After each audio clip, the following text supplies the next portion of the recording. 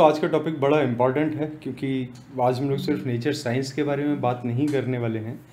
आज हम आपको दिखाने वाले हैं कि नेचर साइंस जिसको अभी तक किसी ने ठीक से नहीं समझा है, उसको जानना, उसको समझना बहुत ज़्यादा आसान है। आज हम लोग बात करने वाले हैं कुछ ऐसी भविष्यवाणियों की जो प्रैक्टिकली इम्पॉसिबल हैं, जिनको किया गया है और जो सही भी निकलती हैं, बिकॉज़ ये साइंटिफिक फोरकास्ट हैं, ये साइंटिफिक भविष्यवाणियाँ हैं। और इन सारी भविष्यवाणियों को करने के लिए आपको साइंटिस्ट बनने की ज़रूरत बिल्कुल भी नहीं है। आप घर बैठ के ये भविष्यवाणियाँ कर सकते हैं। इस पर हम लोग बहुत सारे डिटेल में बात करेंगे। दोस्तों नमस्कार। आज से हम लोग ये चैनल शुरू कर रहे हैं। इस चैनल का शायद ये पहला दिन होगा।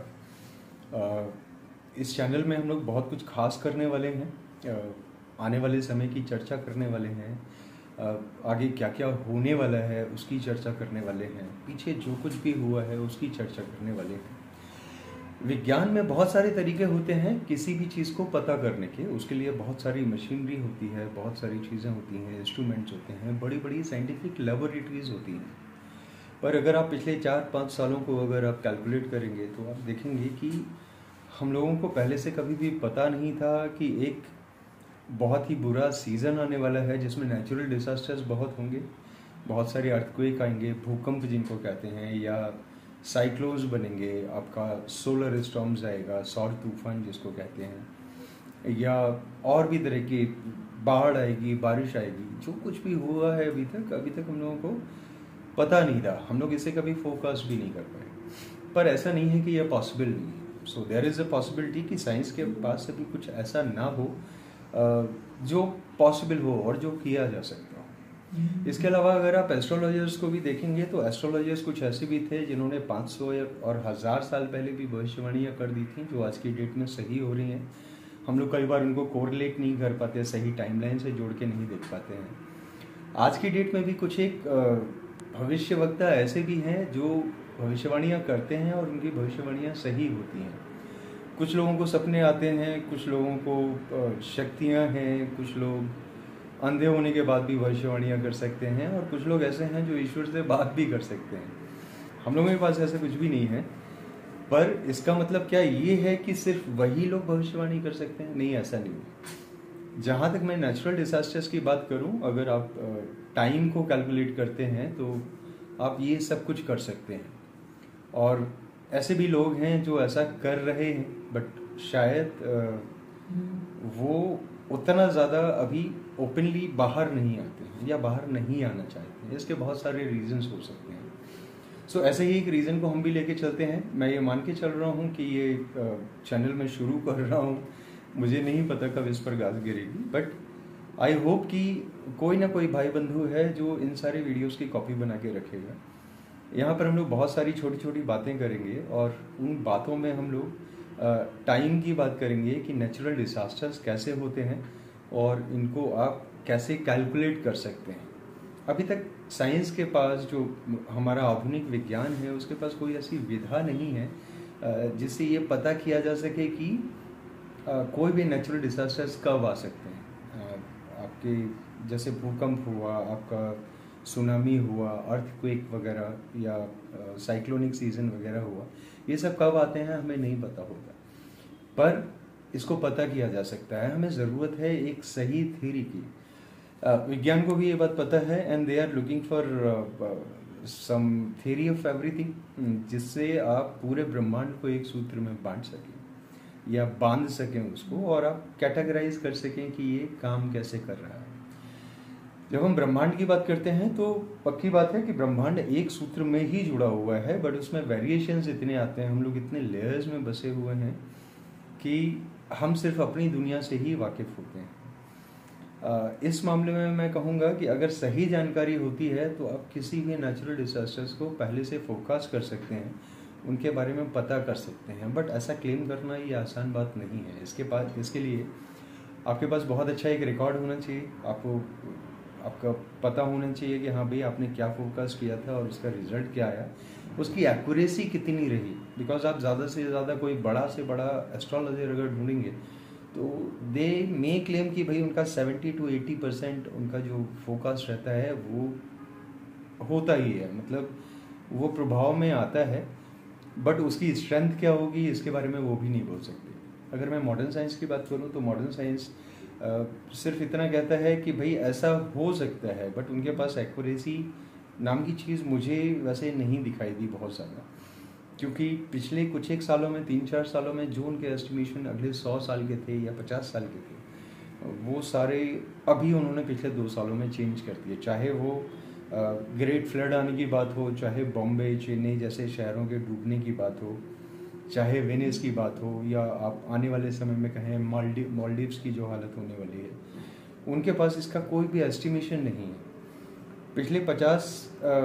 पिछले सालों में जो एस्टिमेशन वो ग्रेट फ्लड के लिए 50 सालों में दे रहे थे, अभी 2022 में ही शायद नवंबर के आसपास उन्होंने कुछ फोरकास्ट चेंज किए हैं अपने, और उन्होंने कहा है कि अगले 10 साल में ऐसा हो सकता है।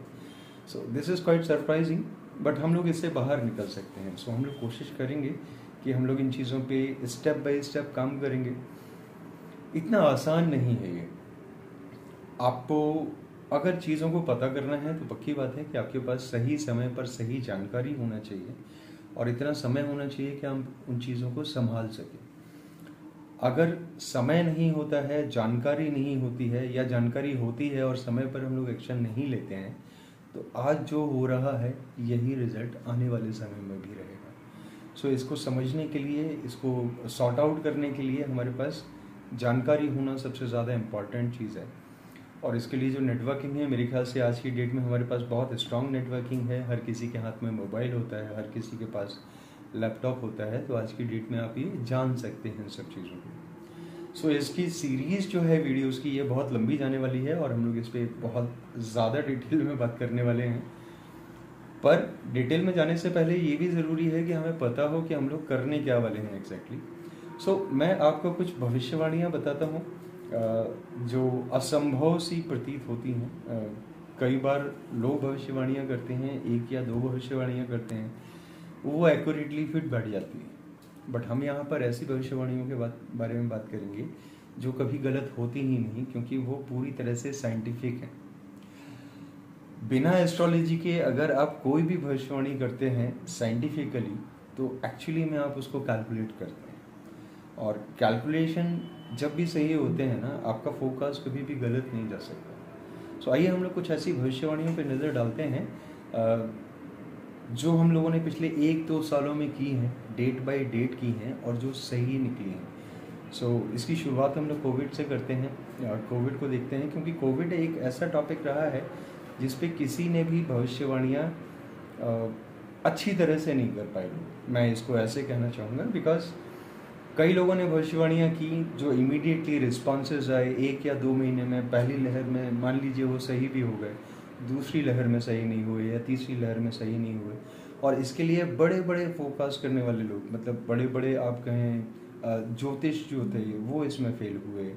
WHO जैसे संस्थान फेल हुए हैं, आपके जो मेडिकल रिप्रेजेंटेटिव्स हैं वो फेल हुए हैं, साइंटिफिक एजेंसीज, स्पेस एजेंसीज, उनके पास इसका कोई भी काउंट नहीं था कौन सी लहर कब से आएगी। सो हम लोग शुरुआत करते हैं कोविड से, और देखते हैं कि हम लोगों ने क्या भविष्यवाणियाँ की थी और उनके रिजल्ट्स क्या निकले। यस, स्लाइड्स थोड़ी सी फास्ट चलेंगी, सो आई रिक्वेस्ट यू कि अगर आप किसी भी फोरकास्ट को पढ़ना चाहते हैं तो आप पॉज करके उसको इनलार्ज करके आप पिक्चर को देख सकते हैं। उससे आप एग्जैक्टली क्या फोकस किया गया था और क्या रिजल्ट हुआ उसको आप पढ़ पाएंगे, समझ भी पाएंगे। बट इससे आपको एक चीज़ का भरोसा होगा कि हाँ, साइंटिफिकली घर पर बैठ के बिना साइंटिस्ट बने आप इन सारी चीज़ों के बारे में जान सकते हैं, and that is practically possible. So आइए देखते हैं इन भविष्यवाणियों को, देखते हैं हम लोगों ने क्या भविष्यवाणी की थी और क्या रिजल्ट उसका रहा है। आगे हम लोग कुछ भविष्यवाणियाँ देखेंगे जिनसे हमें पता चलेगा कि हाँ, नेचुरल डिज़ास्टर्स को फोकस करना इतनी भी बड़ी बात नहीं। ये सारे साइंटिफिक फोकस इसलिए हैं क्योंकि इसमें एस्ट्रोलॉजी का बिल्कुल भी यूज़ नहीं किया गया है, एंड यूज़ भी कैसे किया जाता है, क्योंकि जो भी फोकस करता है उसको एस्ट्रोलॉजी नहीं आती। और शुरुआत हम लोग करते हैं कोविड से, बिकॉज कोविड एक ऐसी चीज़ रही है जिसमें अभी तक किसी की भी भविष्यवाणियाँ सही नहीं हुई हैं, चाहे वो छोटी रही हों या बड़ी। आइए देखते हैं कोविड की भविष्यवाणियाँ।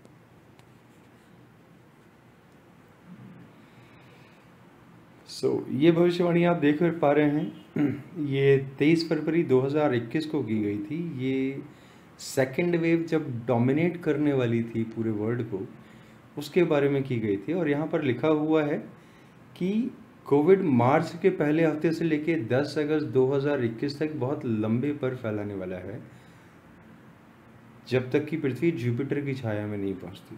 इट लुक्स लाइक कि एस्ट्रोलॉजी वाला कुछ कमेंट किया हुआ है प्लैनेट्स वगैरह दिखा के, बट सच्चाई अगर आप इसकी देखें तो मार्च के पहले हफ्ते से, जैसा कि 7 मार्च का डेटा दिया हुआ है, मार्च के पहले हफ्ते से कोविड गया और इतने ज़्यादा पीक पर पहुंचा कि इतना ज़्यादा पहले कभी देखा ही नहीं गया था।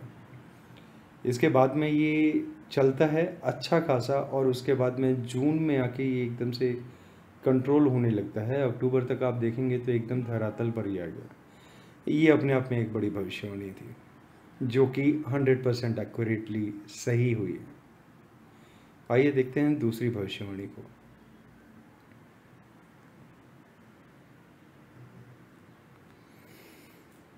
ये कोविड की तीसरी लहर की भविष्यवाणी है। यहाँ पर बोला गया था कि 22 या 23 अक्टूबर से, 21 या 22 अक्टूबर से कोविड की तीसरी लहर शुरू होगी, जब ज्वालामुखी वगैरह भी फटने शुरू होंगे। इसमें बहुत सारी डिटेल साइक्लोन वगैरह के बारे में भी दी गई हैं। एंड कमाल की बात यह है कि आप देख सकते हैं कि यहाँ पर ठीक 25 अक्टूबर से ग्राफ जो ऊपर जाना शुरू हुआ है वो बहुत ज़्यादा ऊपर तक गया है। ये भविष्यवाणी भी एकदम 100% सही हुई है।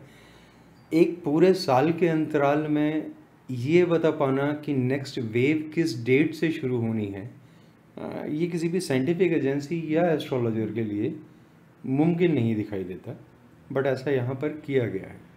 आइए बढ़ते हैं अगले फोरकास्ट की तरफ।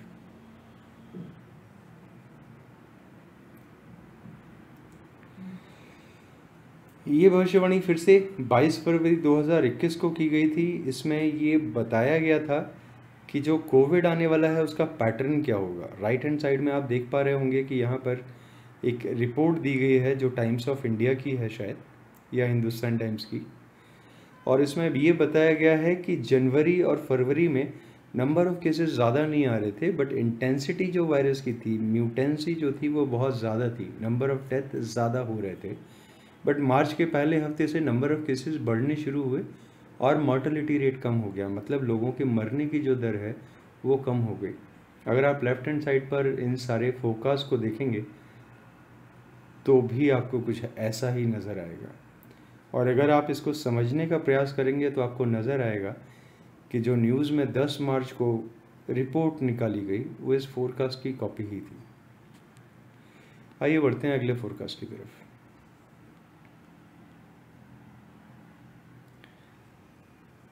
ये फोकस 28 दिसंबर 2021 को किया गया था। इसमें अगले 3 छोटे छोटे म्यूटेंट्स के बारे में बताया गया था। ये स्ट्रेन कब से शुरू होगा, कैसे शुरू होगा, ये बताया गया है। इसमें डेट्स दी हुई थी 6 जनवरी, 15 फरवरी और 6 मार्च। आप देख सकते हैं यहाँ पर तीनों लाइन से पिक्चर्स दी हुई हैं, जिसमें 6 जनवरी, 15 फरवरी और 6 मार्च के जो इंक्लिनेशन हैं, जो ग्राफ्स हैं वो दिए गए हैं। और आपको एक्यूरेटली इसमें पता चलता है कि तब से केसेस किस तरह से बढ़ने शुरू हुए थे। ये फोकस भी काफ़ी कुछ क्लोज है। आई थिंक इसको 100% फोकस कहा जा सकता है कोविड के मामले में। बट ऐसा नहीं है कि हम लोग यहाँ पर सिर्फ कोविड कवर करने वाले हैं। देखते रहिए, कुछ इंटरेस्टिंग चीज़ें आपको यहाँ पर मिलेंगी।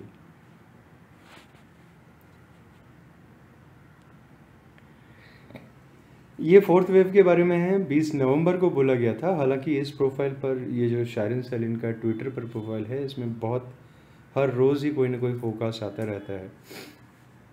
अगर आप इसको देखेंगे तो इसमें 20 नवंबर को लिखा गया था कि अगले 15 दिनों में जब भी ज्वालामुखी फटने शुरू होंगे, आप समझ लीजिएगा कि कोविड की फोर्थ वेव शुरू हो चुकी है। आपको अगले ही दिन की इसमें न्यूज़ मिलेगी, शायद 22 नवंबर की, कि सारी दुनिया में ज्वालामुखी फटने शुरू हो गए थे।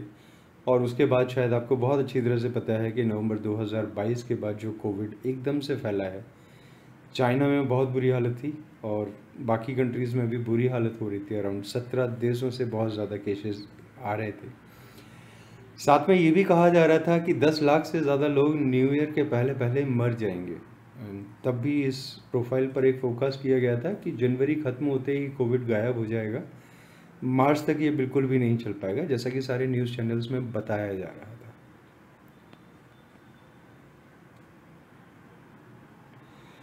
ये साइक्लोनिक सीजन्स की भविष्यवाणी है। अगर आप इसको देखें तो इसमें लिखा हुआ है कि 30 जनवरी से पहले एक बड़ा चक्रवात बनेगा जो 2 या 3 दिनों में ही काफ़ी बड़ा हो जाएगा।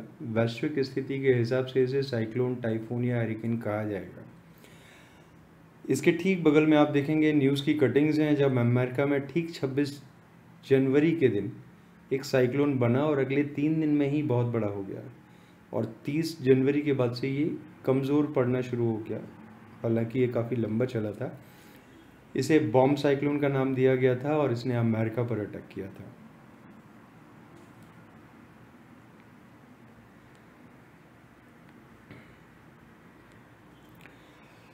ये अभी तक का biggest under water volcanic eruption है, मतलब पानी के अंदर जो ज्वालामुखी विस्फोट हुआ ये उसका फोरकास्ट था। ये 4 दिसंबर 2021 को किया गया था और इसमें ये बोला गया था कि अब ऐसा समय आ रहा है कि जब पानी के अंदर, समंदर के अंदर जब ज्वालामुखी पेनिट्रेट करेगा और इसके बाद में एक बड़ा सा ज्वालामुखी विस्फोट समंदर के अंदर होगा। कमाल की बात यह है कि टोंगा में जब इरप्शन हुआ तो ये 10,000 किलोमीटर तक महसूस किया गया। सैकड़ों किलोमीटर तक ये आसमान में भी गया और ये अभी तक का सबसे बड़ा रिकॉर्डेड वॉल्केनिक इरप्शन था जो पानी के अंदर हुआ था। इसकी भविष्यवाणी करना शायद अपने आप में एक अजूबे सी बात है, बिकॉज ये घटनाएं जो होती हैं ये हज़ारों सालों में एक बार होती हैं। ये कोई आम घटना नहीं थी और ये कोई रेगुलर घटना भी नहीं थी।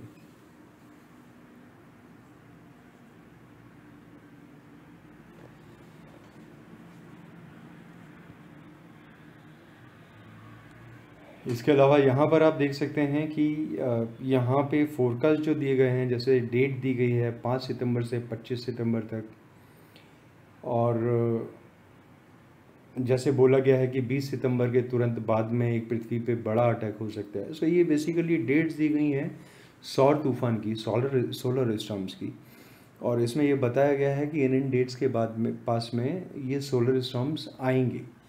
कमाल की बात यह है कि यहाँ पे ये बात 17 जुलाई को बताई गई थी और ये बात सितंबर के बारे में थी।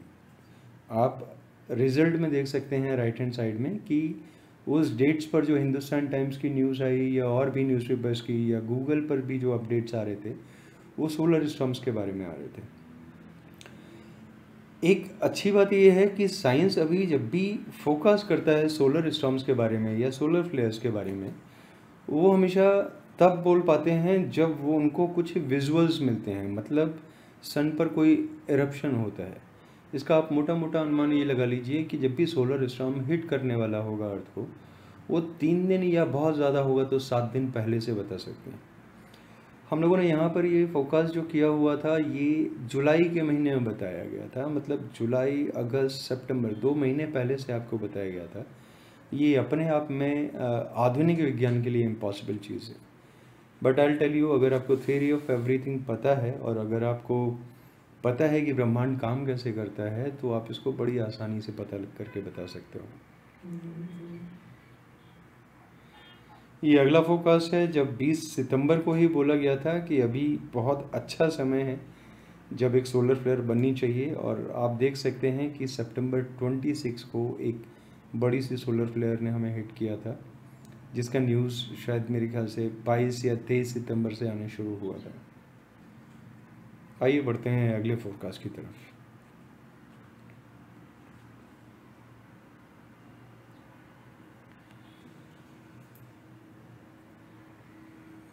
यहाँ पर आप देख सकते हैं, यहाँ पर एक फोकस किया हुआ है एंड ये भी सोलर स्टॉर्म के बारे में है और इसके रिजल्ट्स आपको राइट साइड दिए गए हैं। आप इसको डिटेल में जाके देख सकते हैं इनलार्ज करके।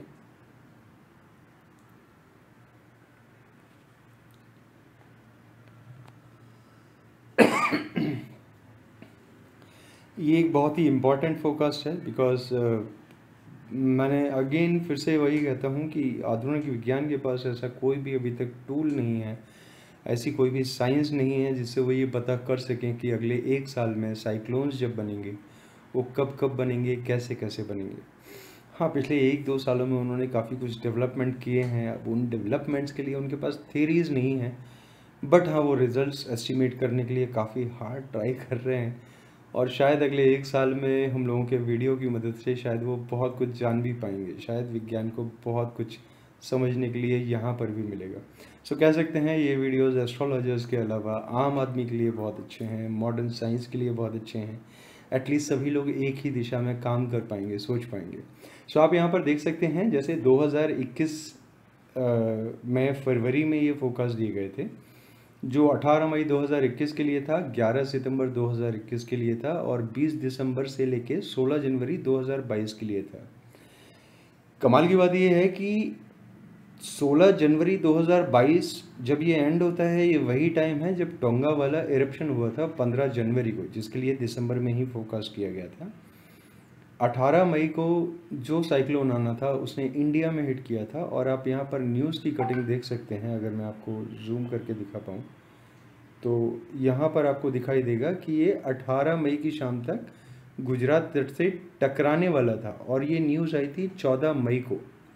सो आप सोच सकते हैं कि फरवरी में किसी साइक्लोन के बारे में भविष्यवाणी करना जो कि 18 मई को होना हो, ये विज्ञान के लिए असंभव सी बात है। और मेरे ख्याल से मेदिनी एस्ट्रोलॉजी में भी इतने पहले से बता पाना ये अभी तक किसी के लिए संभव नहीं हुआ है जो हम लोगों ने किया।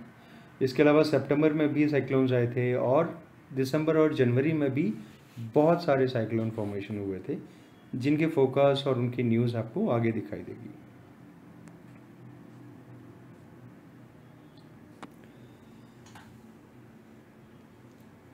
यहाँ पर आप देख सकते हैं जैसा कि लिखा गया है कि सितंबर में जो साइक्लोनिक सीज़न बना था उसके लिए फेब में, जून में, अगस्त में ऑलरेडी कई बार मल्टीपल टाइम्स फोकस किया गया था और यहाँ पर रिजल्ट्स आपको दिए गए हैं।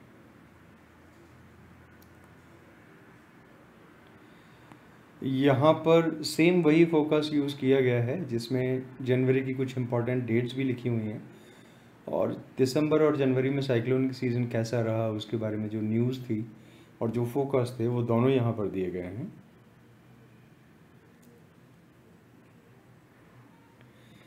यहाँ पर वॉल्केनिक एरप्शंस के लिए कुछ फोकस किए गए थे जो 100% एक्यूरेसी के साथ सही हुए। इवन फोर्थ वेव में हम लोगों ने बहुत ही क्लियरली बोला था कि जैसे ही वॉल्केनिक एरप्शंस होने शुरू होते हैं आपके कोविड केसेस बढ़ जाएंगे। इसमें साइंस की बहुत सारी चीज़ें काम करती हैं, लाइक आज की डेट में भी वॉल्केनिक एरप्शंस हो रहे हैं बट बहुत ज़्यादा कोविड केसेस आपको नहीं देखने को मिलेंगे। जबकि जो फोर्थ वेव शुरू हुई थी उस टाइम पर एकदम से 1 हफ्ते के अंदर, 10 दिन के अंदर बहुत सारे वॉल्केनिक एरप्शंस हुए थे और कोविड के केसेस बढ़ गए थे। सो ये कैसे काम करता है, इसको जब हम लोग साइंस डिस्क्राइब करेंगे तो उसमें आगे हम लोग समझेंगे कि ये काम कैसे करता है। ये वॉल्केनिक एरप्शंस के कुछ और फोरकास्ट हैं जिनको टाइम टू टाइम अपडेट किया गया है उनकी न्यूज़ के साथ।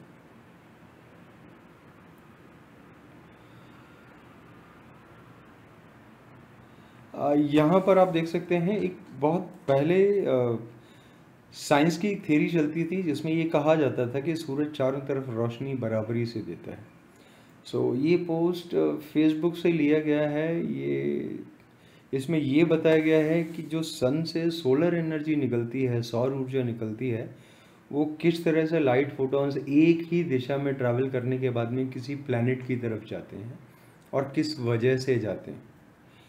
कमाल की बात यह है कि ये 16 अक्टूबर 2019 को पहली बार अपडेट किया गया था और इस पर कोई विजिबल थियरी जो किसी भी साइंटिफिक एजेंसी ने दी हो एक्यूरेटली, वो थियरी 15 दिसंबर को मिली। 4 दिसंबर को 2019 को जो रिजल्ट आए पार्कर सोलर प्रोब से, नासा ने उससे जो फोटोग्राफ्स मिले उनके आधार पर ये निकाला कि एक सोलर फ्लेयर नाम की चीज़ होती है। सौर ऊर्जा चारों तरफ नहीं जाती, वो एक ही दिशा में ट्रैवल करती है। स्विच बैक्स भी होते हैं, उसमें एक वैक्यूम भी क्रिएट होता है। सो उन्होंने 4-5 पॉइंट इस तरह से निकाल के रखे थे जिसका आप पिक्चर देख सकते हो, जो 15 दिसंबर को हम लोगों को सोशल मीडिया पर मिला। 4 दिसंबर को जो डेटा पार्कर सोलर प्रोब से आया था उससे ये डेटा निकला। कमाल की बात यहाँ पर क्या है, जो डेटा किसी को पता नहीं था दुनिया में, जो हमारी दुनिया में पहली बार 4 दिसंबर 2019 को आया, उसकी सारी की सारी थ्योरी डिटेल के साथ 16 अक्टूबर 2019 को ही दे दी गई थी, जिसमें पूरा का पूरा 1.5 महीने या 2 महीने का फ़र्क होता है। सो जो चीज़ पूरे ब्रह्मांड में किसी को नहीं पता या हमारे सोलर सिस्टम में किसी को नहीं पता, अगर वो 2 महीने पहले किसी प्रोफाइल पर दे दी जाती है, ये चेक करने के लिए कि हम लोग जो भी सोचते हैं या जो हम लोगों के कैलकुलेशंस हैं वो कितने सही हैं, मेरे ख्याल से इससे अच्छा चैलेंज कुछ नहीं हो सकता। इस जगह पर रहते हुए 2019 में कम से कम हमें ये पता था कि साइंस आज की डेट में जो एक्सपेरिमेंट कर रहा है उसकी नॉलेज हम लोगों के पास बहुत पहले से है, और हम जो भी बोलते हैं उसके रिजल्ट्स साइंस को आने वाले समय में पता कर चलने वाले हैं। सो हम लोग ऑलरेडी उनसे बहुत ज़्यादा आगे हैं।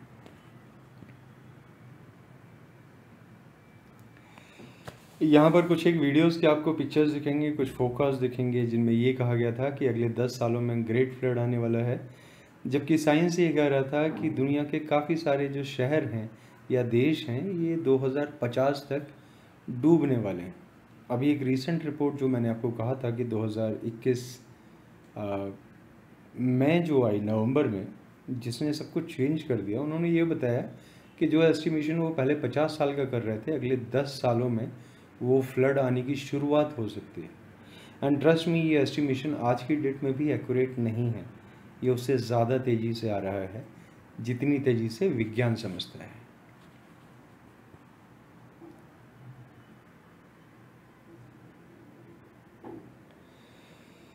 यहाँ पर आइस एज के बारे में और साइक्लोन्स के बारे में भी बहुत सारी भविष्यवाणियाँ की गई हैं। सो ये जैसे आप देख सकते हैं कि यहाँ पे एक्सट्रीम विंटर्स की बात की गई है, और मेरे ख्याल से पिछले 2 सालों में आपने जो सर्दी का रूप देखा है, या जो भी आपने अमेरिका के बारे में सुना होगा, यूरोप के बारे में सुना होगा, रशिया के बारे में सुना होगा, आपको भी पता होगा कि हाँ, एक आइस एज में हम लोग एंटर कर चुके हैं। सो ये बात हम लोगों को पहले से पता थी, इसके लिए भविष्यवाणियाँ भी की गई थी, और ये बोला गया था कि सर्दी अपने सारे रिकॉर्ड तोड़ देगी अगले 2-3 सालों में, और वैसा ही हो रहा है। सो अभी तो आइस एज की शुरुआत है, मेरे ख्याल से ये इस डेकेड में चलना चाहिए। 2024 और 25 के बाद ये आइस एज आपको बहुत ही क्लियरली दिखाई देने लगेगा और पूरे विश्व में दिखाई देने लगेगा। सो इस पर हम लोगों के पास चर्चा करने के लिए आगे भी बहुत कुछ रहेगा।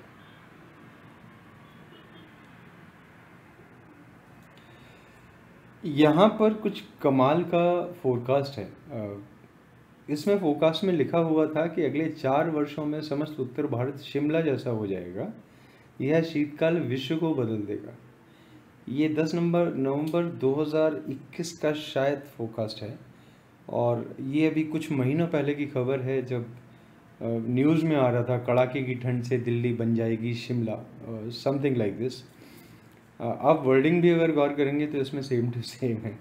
सो ये अपने आप में अच्छी बात है, बट मैं आपको बताऊं कि आइस एज की भविष्यवाणी करना या शीतकाल की भविष्यवाणी करना इतना भी आसान नहीं होता, क्योंकि शीतकाल हज़ारों सालों में एक बार आता है, और हम लोग जो भी एस्ट्रोलॉजी या जो भी साइंटिफिक कैलकुलेशंस करते हैं आज की डेट में, वो हज़ारों सालों के कैलकुलेशंस आपको नहीं देता। उसके लिए आपको टाइम साइकिल को समझना पड़ेगा, जो शायद आने वाले दिनों में हम आपको इलाबोरेट करेंगे पूरे कैलकुलेशंस के साथ, साइंटिफिक प्रूफ्स के साथ।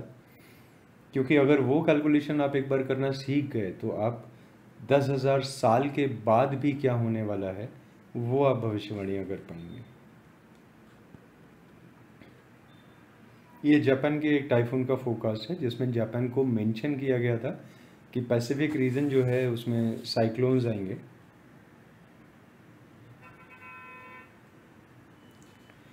ये सितंबर को जो साइक्लोनिक सीजन आया था उसके बारे में जो भविष्यवाणियाँ की गई थी, उनके रिजल्ट्स हैं फोटोज़ के साथ में।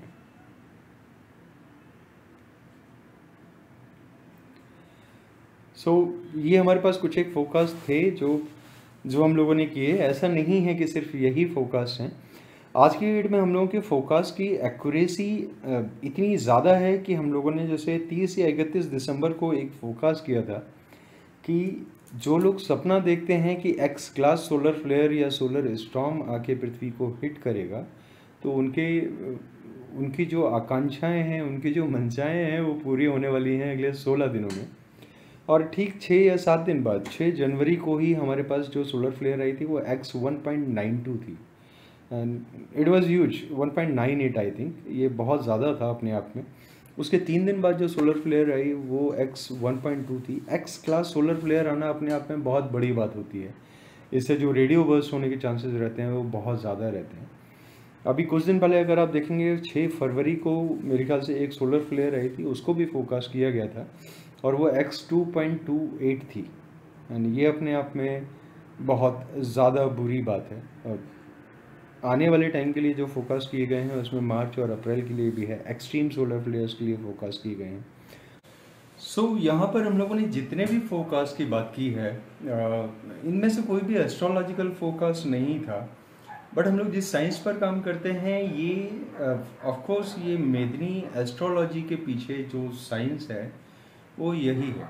बस फ़र्क सिर्फ इतना है कि हम जब बात करते हैं तो हम लोग कैलकुलेटिव मोड में ज़्यादा होते हैं, हम लोग एक्यूरेसी की तरफ ज़्यादा बढ़ते हैं, बिकॉज हम लोग लॉजिक्स पर बात करते हैं। और जब भी एस्ट्रोलॉजी बात करता है तो एस्ट्रोलॉजी हमेशा एक फॉर्मुलेशन पे काम करता है कि इसके पीछे फार्मूला क्या है, कौन सा प्लैनेट कहाँ पर था, क्या पोजीशनिंग थी। एंड ऑफ द डे जो हम लोग कैलकुलेट करते हैं वो कैलकुलेट करते हैं आपका जो बाहर का एटमॉस्फेयर होता है गैलेक्टिक स्पेस का, मीन्स आकाश गंगा के वातावरण का जो एटमॉस्फेयर है उसका कितना प्रेशर सोलर सिस्टम के अंदर आ रहा है, कितना एनर्जी इंटरेक्शन हो रहा है। इसमें बहुत ज़्यादा मुश्किल बात नहीं है, ये बड़ी आसानी से किया जा सकता है। आप सब भी ये बहुत सारे काम कर सकते हैं। बट यहाँ पर प्रॉब्लम कहाँ आती है? प्रॉब्लम सिर्फ इतनी सी आती है कि जब हम लोग लॉजिक पर बात करना शुरू करेंगे, इस टॉपिक पर बात करना शुरू करेंगे, तो विज्ञान की बहुत सारी गणनाएं हैं, बहुत सारे तर्क वितर्क जो हैं वो फेल हो जाएंगे। और कहीं ना कहीं हम लोगों को ये समझ में आएगा कि अभी तक हम लोग जो कुछ भी पढ़ाई कर रहे थे वो कहीं ना कहीं से अधूरी थी। मैं आपको एक छोटा सा पॉइंट देता हूँ इसमें। अगर आप नासा एजुकेशन की साइट पर जाएंगे and if you ask a question कि भाई व्हाट इज़ ग्रेविटी, तो उनका आंसर बड़ा सिंपल सा होता है, though we can calculate gravity, we understand how it works, but we really don't know what is the fundamental definition of gravity. उनकी जो भी परिभाषा है ग्रेविटी की वो हमारे वातावरण के बाहर जाने के बाद में फेल हो जाती है, इसलिए वो कभी भी एस्टिमेट नहीं कर पाते कि किस जगह पर उनको ग्रेविटी कितनी मिलेगी। हम लोग उसको कैलकुलेट करते हैं। अगर आप बहुत सारी जगह पर देखोगे तो आप ये पाओगे कि बहुत सारी डेफिनेशंस हैं, बहुत सारे साइंटिफिक टर्म्स हैं जो एंशियंट लिटरेचर से उठाया गया था। इवन जो बिग बैंग थ्योरी की हम लोग बात करते हैं वो भी एक इंडियन लिटरेचर से उठाया गया था। हमारे पास वो सारी नॉलेज है, हमें किसी भी चीज़ की ज़रूरत है नहीं उतनी ज़्यादा। हमारे पास सारी चीज़ों के रीजंस, उनके तर्क वितर्क कुतर्क भी हमारे पास होते हैं। हमारे पास पहले से काफ़ी कुछ नॉलेज है, उसी को हम लोग इस प्लेटफॉर्म पर शेयर करने वाले हैं। आप लोगों से आशा करता हूं कि आप लोग जुड़े रहेंगे। अगर आपने इस चैनल को सब्सक्राइब नहीं किया है तो अब आप सब्सक्राइब कर लीजिए, क्योंकि पूरी दुनिया के बारे में, पूरे सौर मंडल के बारे में, पूरे ब्रह्मांड के बारे में अगर आपको भविष्यवाणियाँ करनी है, अगर आपको जानना है, तो मेरे ख्याल से ये एक अच्छा प्लेटफॉर्म रहेगा जो बाकी प्लेटफॉर्म से डिफरेंट है। दूसरा ये भी है कि ये सिर्फ सोलर सिस्टम, हमारे प्लैनेट, हमारी पृथ्वी के बारे में या फिर ब्रह्मांड के बारे में नहीं है, ये कहीं ना कहीं हमसे और आपसे भी जुड़ा हुआ है। जब भी ये प्राकृतिक घटनाएं होती हैं तो हमारे दिमाग पर भी, हमारे शरीर पर भी इसका बहुत ज़्यादा असर पड़ता है, जो हम लोग एस्ट्रोलॉजी में देखते हैं। कहीं ना कहीं जब आप इन चीज़ों को देखेंगे, समझेंगे, तो आपको भी ये समझ में आएगा कि अगर आपकी लाइफ में कुछ चेंजेस आ रहे हैं तो वो किस वजह से आ रहे हैं। अगर आपका एस्ट्रोलॉजी में या इस तरह की साइंस में कोई भी इंटरेस्ट है तो आप ज़्यादा बेटर वे में, ज़्यादा एक्यूरेटली उसको फोकस कर पाएंगे किसी के भी बारे में। जुड़े रहिए। आशा करता हूँ कि ये सीरीज़ हम लोगों की लंबी चलेगी और मुझे ज़्यादा से ज़्यादा लोगों का प्यार मिलेगा। मैं आप सबके लिए जो कुछ भी कर सकता हूँ मैं ऑलरेडी कर रहा हूँ और मैं आगे भी करता रहूँगा। मैं इसके साथ ही आपकी इजाज़त लेता हूँ। अगले वीडियो में फिर से मिलते हैं। नमस्कार।